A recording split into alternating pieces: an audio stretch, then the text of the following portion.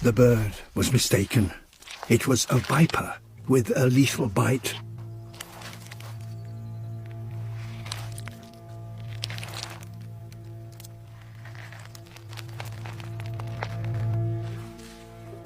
This species has only recently been discovered, and so far it has been found nowhere else but here. Its camouflage is so effective that it's almost impossible to see it on these rocks.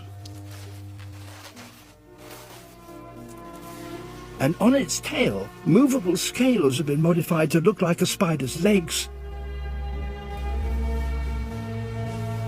and its tip like an abdomen.